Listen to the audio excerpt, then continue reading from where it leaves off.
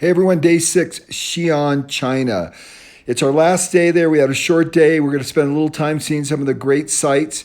We started off by going to the biggest pagoda in China, and it is unbelievable. It's 1,300 years old, and it's actually leaning over. They've used so much water from the water table down below that it's leaning to one side. But inside, there's a Buddhist temple, and it's absolutely beautiful.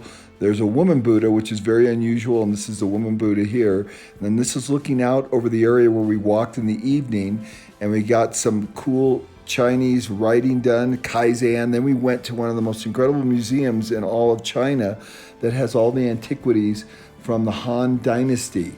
And it was really quite remarkable. We walked through everything. The original paper is from China. This is a man that developed paper. And then we saw all the figurines and everything.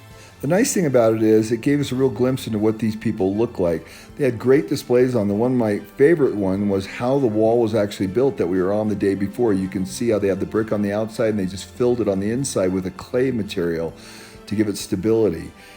So the original geisha actually came from China, and that's where the Japanese got it from. The Japanese actually come here to learn about the geishas, which is quite interesting. I never knew that. A lot of Japanese culture is based on the Chinese culture. And remember, this is one of the oldest, if not the oldest culture in the world. And this has really been the center of the universe. This is where the original Silk Road started in Xi'an. And it went out, and what the problem was is their horses were too small. And so they wanted to find larger horses that were from Iran and Persia. So they created the Silk Roads to trade, to find those horses, to give them a strategic battle advantage when they were at war. So it's just a fascinating place. We learned so much, very beautiful antiquities everywhere.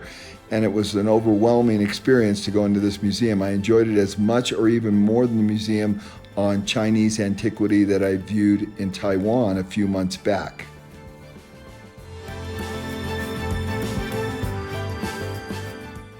And then more of the terracotta warriors are just fantastic. They even had a laser display where they put the colors on them the exact way they would have been painted. But boy, they were just incredible to be able to look back in time 2,000 years and see what these people look like.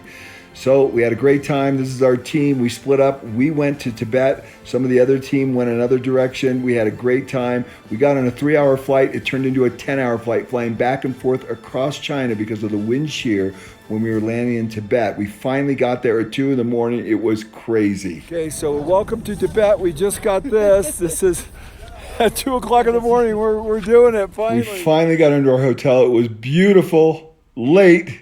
We went to bed, and day 7 will be Tibet. Stay tuned.